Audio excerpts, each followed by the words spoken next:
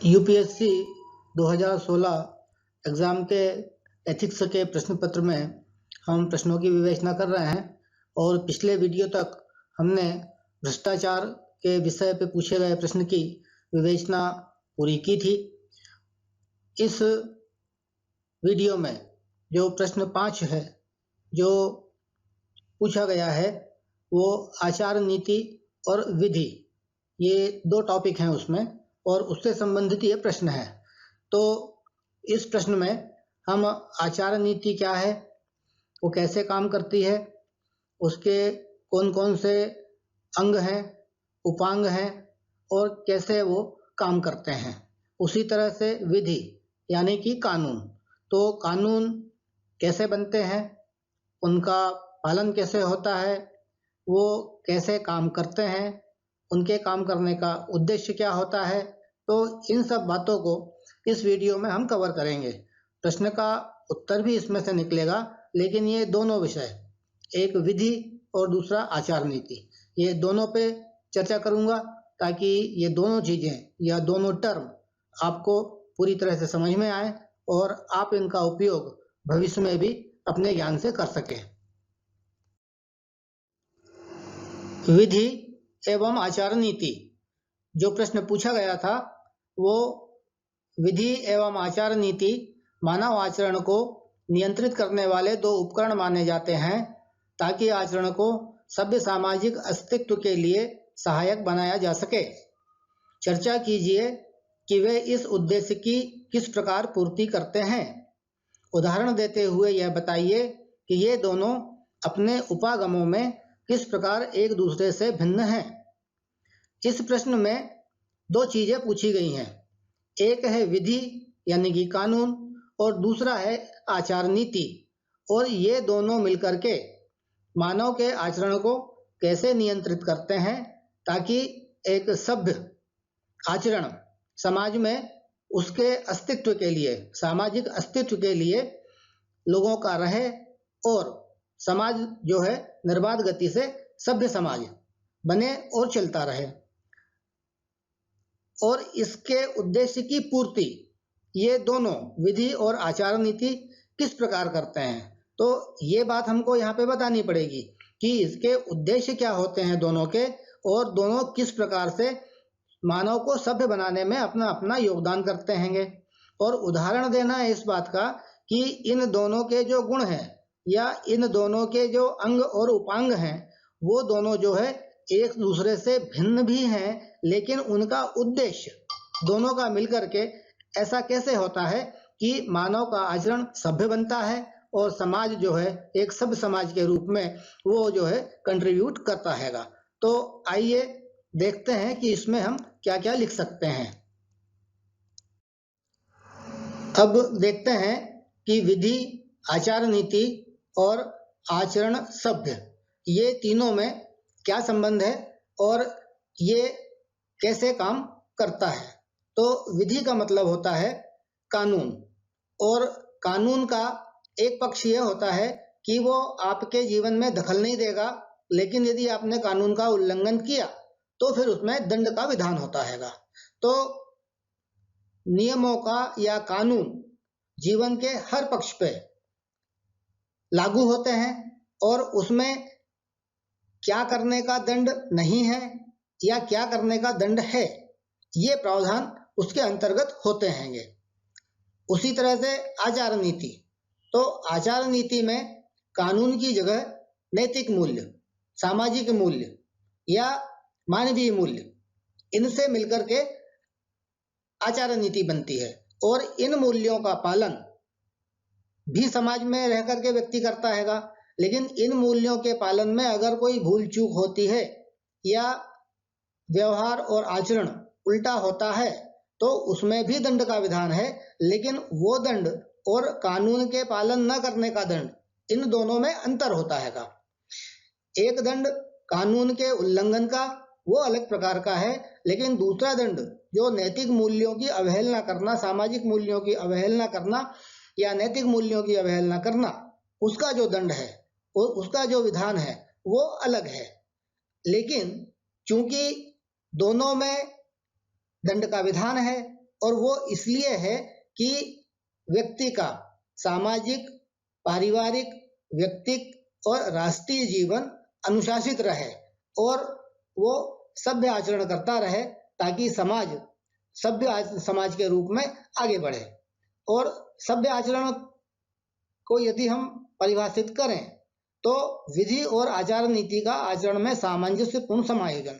अगर हम इन दोनों चीजों को, कि कानून और नैतिक मूल्य, सामाजिक मूल्य को हमारे आचरण में लेकर के यदि आते हैं और उनमें एक सामंजस्य बिठाते हैं, तो फिर ये एक सभ्य व्यक्ति का, एक सभ्य समाज का, एक सभ्य राष्ट्र का निर्माण करते हैंगे।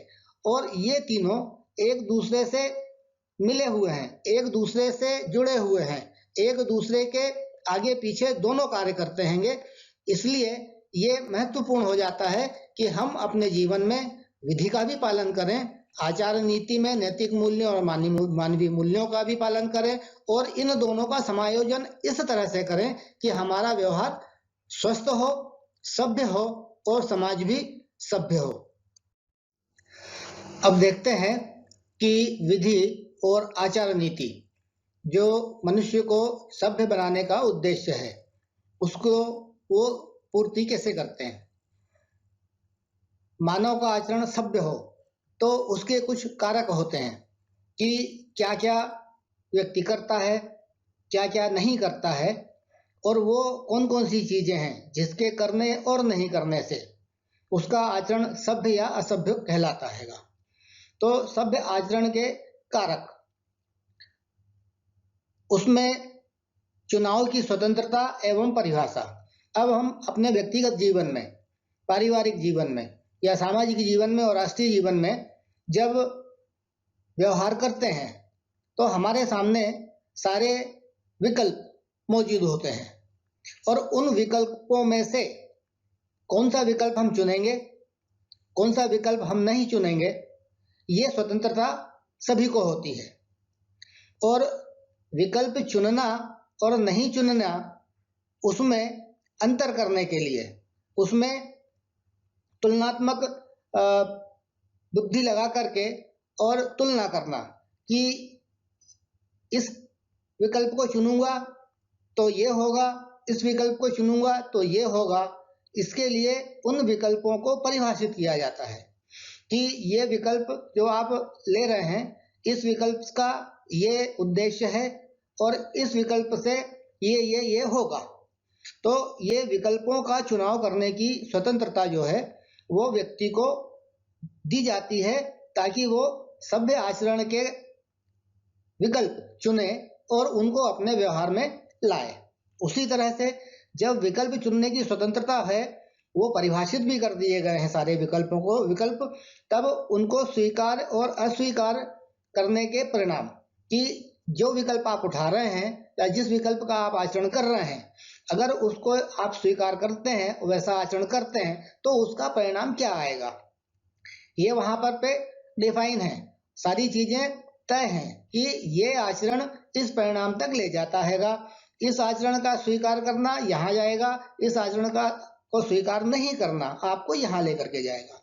उसी तरह से जब विकल्प हैं और आपके पास में अच्छा बुरा, सही गलत, उपयुक्त अनुपयुक्त, शुभ और अशुभ में अंतर करना आपके हाथ में है, तो आपको ये निर्णय करने में इससे सहायता मिलती है।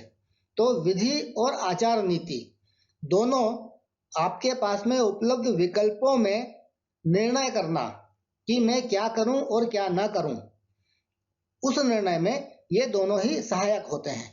और इनके परिणाम क्या होते हैं कि यदि हम अच्छे विकल्प चुनते हैं, सही विकल्प चुनते हैं, उपयुक्त विकल्प चुनते हैं, शुभ विकल्प चुनते हैं, तो उससे आपका जो व्यक्तिगत लाभ है वो कैसे होता है कि आपका मान सम्मान बढ़ता हैगा, आपकी इज्जत होती है, आपकी प्रतिष्ठा बढ़ती हैगी, आपकी कार्य क्षमता बढ़ती हैगी, आपकी उत्पादकता बढ़ती हैगी। तो ये इस प्रकार की चीजें उससे निकल के आती हैं। यदि आपने शुभ का चुनाव किया है, यदि आपने अच्छे का चुनाव किया हैगा, यदि आपने उपयुक्त का चुनाव किया है, और यदि आपने कानून और आचार नीति सम्मत विकल्प का चुनाव किया है, और अगर इनका चुनाव नहीं किया है तो फिर आपको कानून के दंड अपनी जगह हैंगे, उसमें आप पे जुर्माना हो सकता है, उसमें आपको जेल हो सकती है, उसमें आपको मृत्यु दंड तक मिल सकता है।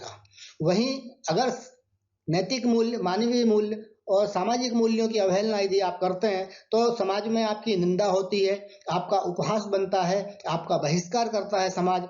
और इस तरह से जो इसके आउटकम है, ये 3 कारक हैं और उन 3 कारकों के आउटपुट जो आपका व्यक्तित्व तय करते हैं, आपका आचरण तय करते हैं, आपकी पर्सनालिटी को डिफाइन करते हैं, ये उसमें से निकल के आते हैं। तो सभ्य आचरण के कारक ये विधि में भी हैं, आचार नीति में भी हैं। अगर उनका हमने समायोजन करके हमारा आचरण सही विकल्पों के साथ में किया तो उसके परिणाम स्वरूप समाज में, परिवार में, व्यक्तिगत रूप से और राष्ट्रीय जीवन में आप उन्नति की तरफ जाते हैं, सभ्य कहलाते हैं, और आप जिस समाज में रह रहे हैं वो समाज भी सभ्य कहलाता है। अब देखते हैं कि विधि और आचार नीति में क्या क्या भिन्नताएं हैं और उन भिन्नताओं में से क्या क्या निकल के आता है। तो विधि यानी कि कानून, और कानून के अंतर्गत दंड का विधान होता है। कानून जो है वो सरकार द्वारा बनाए जाते हैं। संविधान से प्रदत्त शक्तियों के द्वारा सरकार कानून बनाती है, कानून बना करके उनको लागू करती है, और उसमें आपके जो क्रियाकलाप हैं, आपकी जो गतिविधियां हैं, सामाजिक जीवन में, राष्ट्रीय जीवन में और व्यक्तिगत जीवन में, उन्हें परिभाषित किया जाता है कि आपका ये आचरण उपयुक्त है और ये आचरण आपका अपराध की श्रेणी में आता है। तो जो कानून के अंतर्गत है वो उपयुक्त है, लेकिन जो कानून के बाहर है वो अपराध है, और उस अपराध के लिए फिर दंड जो है उसका विधान किया जाता है।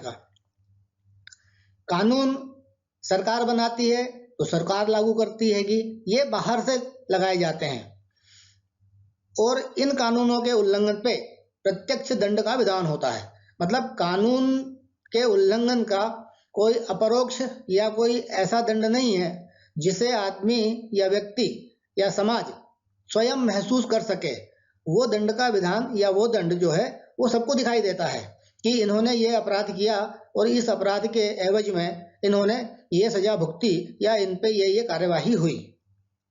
और कानून एक प्रकार से आपको कंपेल करता है, आपको ले जाता है कि ऐसा करो या ऐसा न करो।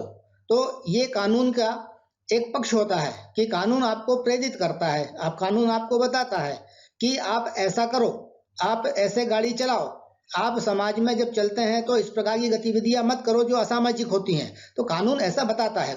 और कानून का जो लक्ष्य होता है वो होता है कि आपको नियंत्रित करना, आपके वाह आचरण को। जब आप समाज में चलते हैं, जब आप अपने काम रोजमर्रा के क्रियाकलाप करते हैं, तो वो उसमें वो आपको नियमित करता है, संयमित करता है, और उसका उद्देश्य ही ये होता है कि एक निश्चित तरह का आचरण आप वहां पर करें।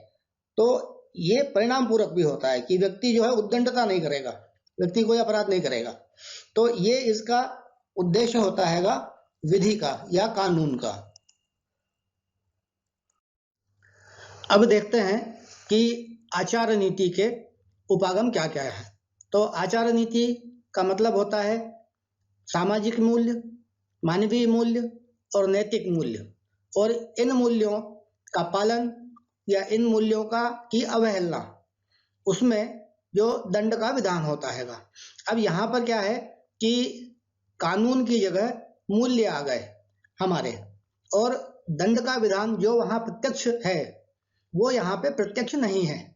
इसमें अंतर इतना है, धर्म, संस्कृति, मानवीय मूल्य, नैतिक मूल्य के मापदंड द्वारा समाज अपना लेता है। अब आचार नीति जहाँ से निकलती है उसमें कुछ नियम धर्म से हैं, कुछ परंपराएं संस्कृति की हैं, कुछ हमारे अपने मूल्य होते हैं, और कुछ नैतिकता के सिद्धांत हम मापदंड के रूप में या उनको स्टैंडर्ड के रूप में समाज स्वतः अपनाता है। वो थोपे नहीं जाते हैं, वो लागू नहीं किए जाते हैंगे। उनको समाज अच्छा मान करके, उपयुक्त मान करके, शुभ मान करके उनको समाज खुद अपनाता है स्वेच्छा से। आचार नीति में अच्छा बुरा, उपयुक्त अनुपयुक्त, शुभ अशुभ परिभाषित किया जाता है। इसमें दोनों चीजें, दोनों पक्ष उसके, कि आपका व्यवहार यदि ऐसा है ये अच्छा है, बुरा है तो ये ऐसा होगा, उपयुक्त अगर है तो ये ऐसा होगा, अनुपयुक्त अगर है तो ये ऐसा होगा। और इसी तरह से उसको परिभाषित किया जाता है कि ये एक्टिविटीज, ये क्रियाकलाप आपके ठीक हैं, नैतिक रूप से, सामाजिक रूप से, व्यक्तिगत रूप से, और ये एक्टिविटीज जो हैं या इस तरह की हरकतें ये जो है ये ठीक नहीं है। इसी तरह इन मूल्यों को समाज स्वयं स्वेच्छा से अपनाता है। यहाँ कोई कंपल्सन नहीं होता है, कोई बाह्य दबाव नहीं होता हैगा। ये उसके ऊपर निर्भर करता है व्यक्ति पे, इंडिविजुअल पे, कि वो उसे अपनाता है या नहीं अपनाता है। लेकिन नैसर्गिक रूप से, प्राकृतिक रूप से देखा गया है कि मानव स्वभाव जो होता है वो अच्छी चीजों को, अच्छे मूल्यों को स्वतः अपनाता हैगा। इसमें प्रत्यक्ष दंड का विधान नहीं होता हैगा, अप्रत्यक्ष दंड होता है। मतलब इसमें जो चीजें अवहेलना के स्वरूप, नैतिक मूल्यों की अवहेलना के स्वरूप जिन चीजों को महसूस करता है व्यक्ति, वो दिखाई नहीं देंगी आपको। उनको कोई जान नहीं पाएगा कि ये ऐसा हो रहा है इसके साथ में। उसे व्यक्ति को स्वयं अपने आप में ही उसको महसूस करना होता है और वो उसको महसूस होती भी है। आचार नीति सब्जेक्टिव होती है, ये व्यक्ति पूरक, मतलब हर व्यक्ति, हर इंडिविजुअल अलग अलग, एक ही परिवार में 7 लोग हैं तो 7 को इंडिविजुअल इकाई माना जाए और वो 7 लोग किन किन मूल्यों को कैसे कैसे फॉलो करेंगे या उनका आचरण करेंगे, ये उन पर निर्भर करता हैगा। एक दूसरे पे वो थोपे भी नहीं जा सकते हैंगे। उनको स्वतः हर व्यक्ति समाज का, परिवार का या राष्ट्र का खुद जो है वो अपनाता हैगा, इसलिए ये व्यक्ति पूरक होती है। और इसमें ऐसा ही करना है, इसको प्रतिस्थापित करने के बदले कर्तव्य पे जोर दिया जाता है कि ये आपका कर्तव्य कर्म है, आपको ये करना चाहिए। आप ऐसा करेंगे या नहीं करेंगे ये निर्भर करता हैगा उस व्यक्ति विशेष पे। लेकिन कर्तव्य की भावना खुद में अगर है तो फिर व्यक्ति वैसा करता है जो उसका कर्तव्य कहता है। तो ये उपागम हुए आचार नीति के, और इनके साथ में जब व्यक्ति समाज में आचरण करता है, समाज में चलता है, अपने क्रियाकलाप करता है, तो फिर वो अच्छों का चुनाव करता है, उपयुक्त का चुनाव करता है, शुभ का चुनाव करता है और एक सभ्य व्यक्ति, एक सभ्य पर्सनालिटी कहलाता है। अब कानून और आचार नीति कैसे काम करती है, इसके उदाहरण से हम समझते हैं कि एक हमारा क्रियाकलाप या एक हमारी एक्टिविटी, अगर हम गाड़ी चला रहे हैं, गाड़ी तेज भी चला रहे हैं और गाड़ी पे नियंत्रण भी नहीं रख रहे हैं, और हमारे ऐसे क्रियाकलाप से दुर्घटना की संभावना बनती है या हिंसा की संभावना बनती है, इसमें जान माल का दोनों का नुकसान होने की संभावना होती है। और ऐसा आचरण कानून के हिसाब से भी गलत है और आचार नीति के हिसाब से भी गलत है, क्योंकि इसमें दुर्घटना जब होगी तो हमारा भी नुकसान है जान माल का, और हो सकता है हम किसी और को भी मार दें और किसी दूसरे का जीवन जो है वो हरण हो जाए। तो इसलिए इसमें कानून क्या करेगा कि कानून आपको अगर पकड़ता है, ट्रैफिक पुलिस अगर आपको पकड़ती है तो वो आपको रोकेगी, आपका चालान काटेगी, आपको हिदायत देगी कि आगे से ना करें। और यदि आप ऐसी एक्टिविटीज या ऐसी हरकत नहीं सुधारते हैं और बार बार पकड़ाते हैंगे तो हो सकता है कि आपका लाइसेंस ही रद्द हो जाए और आपको जो है वाहन चलाने की परमिशन ही ना हो।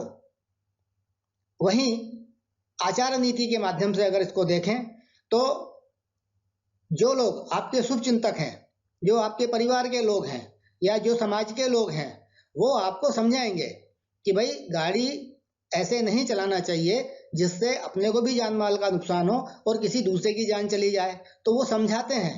कुछ लोग निंदा करते हैं कि अरे यार इसको गाड़ी चलाना नहीं आती हैगी, बड़ी रफ गाड़ी चलाता हैगा।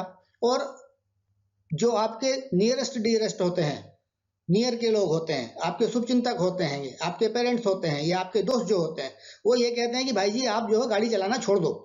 आप ऐसी गाड़ी चला रहे हो और किसी दिन आप जो है किसी को मारोगे और खुद भी मरोगे।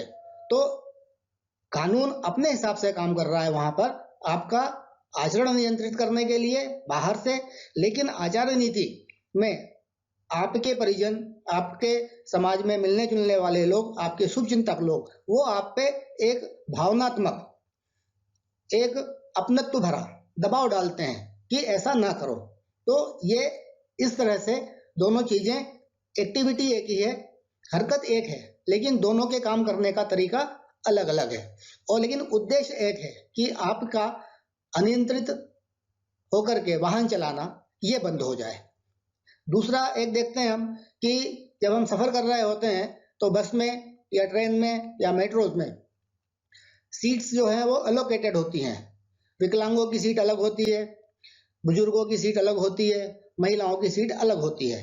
और ये हमने देखा है कि कानून ने उसको लागू किया है, वहां पर वो सीट रिजर्व की है कानूनन कि ये ऐसा करना है, यहाँ पे यही व्यक्ति बैठेगा, इसके अलावा बाकी जो स्वस्थ है, खड़े होकर के यात्रा कर सकता हैगा, वो यहाँ पर ना बैठे।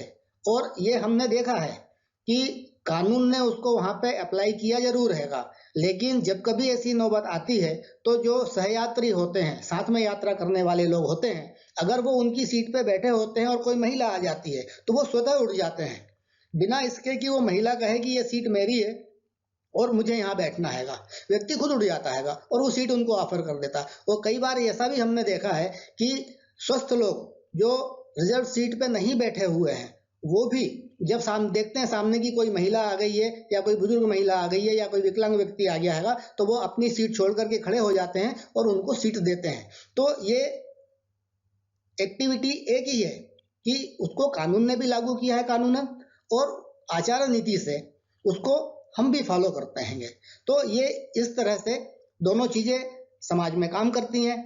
हमारे आचरण को, हमारे व्यवहार को और हमारे क्रियाकलापों को नियंत्रित करके हमें सभ्य बनाने में ये दोनों ही अपने अपने तरह से सहायक होती हैं।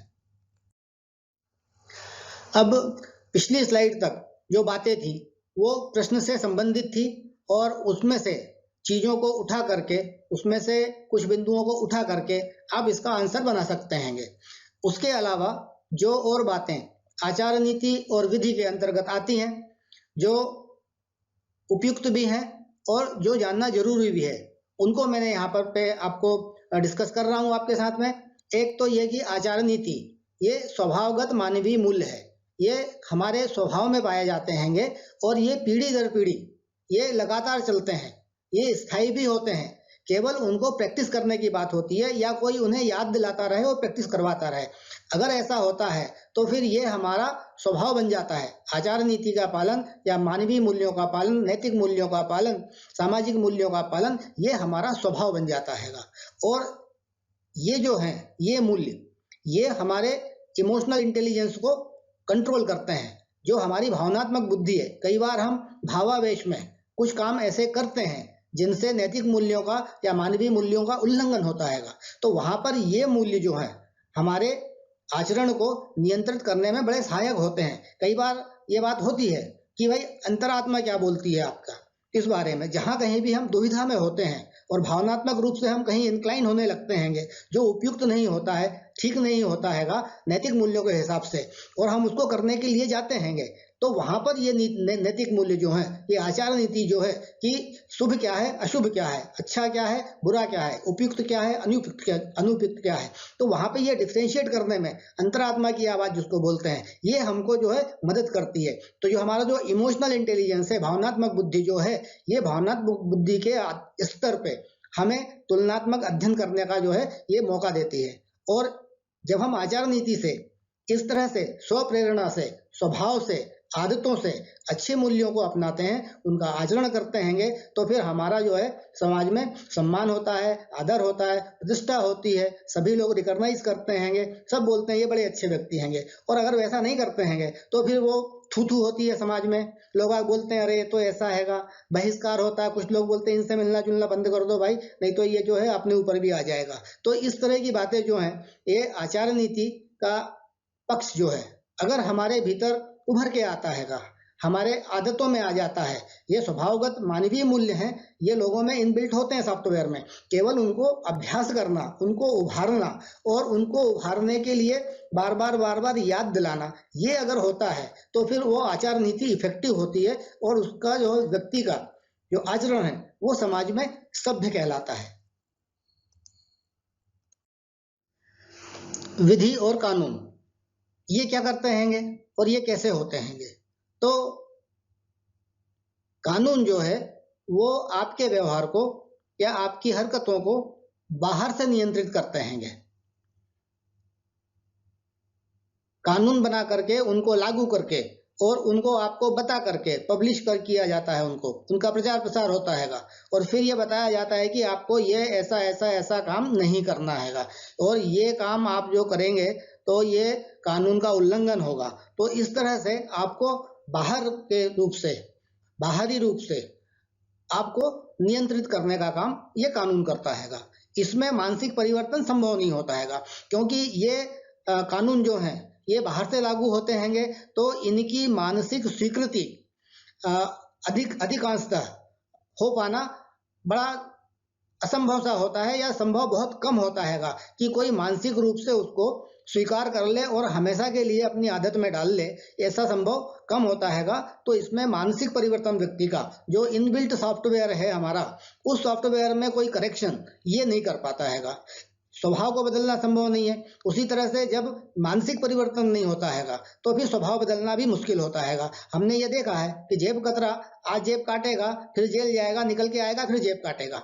चोरी करने वाले आज चोरी करेंगे, फिर जेल जाएंगे, जेल से निकल के आएंगे, फिर चोरी करेंगे। तो इससे वो अपराध को नहीं करने की जो प्रवृत्ति है, जो मानसिक परिवर्तन होना चाहिए, जो स्वभाव में परिवर्तन होना चाहिए, वो इस कानून के को अप्लाई करने से बाहरी रूप से ये संभव नहीं होता है। भीतर से आदमी बदलता बहुत कम है, बहुत कम लोग होते हैं जो जेल जाने के बाद में सुधरते हैंगे और अधिकांशतः लोग जो है जेल से निकलने के बाद में फिर उन्हीं हरकतों में लिप्त पाए जाते हैं। इसी तरह से नियमों का समूह जिसे प्रकाशित किया जाता है, आमतौर पर स्वीकार किया जाता है एवं लागू किया जाता है। ये बात वही जो मैंने अभी कही आपको कि कानून बनते हैं, कानून बनने के बाद में वो प्रकाशित होते हैं, प्रकाशित होने के बाद में जनता उनको पढ़ती है, कुछ उसको मान लेते हैं, कुछ नहीं मानते हैंगे और वो लागू हो जाते हैंगे। जो लोग नहीं मानते हैं वो आपराधिक गतिविधियों में लगे ही रहते हैंगे। अपराध दिन पे दिन बढ़ने का कारण जो होता है वो यही होता है कि आपराधिक प्रवृत्ति के लोग, उनका ना तो मानसिक परिवर्तन होता है, न ही उनके स्वभाव को बदला जाता हैगा, तो वो जानते हुए भी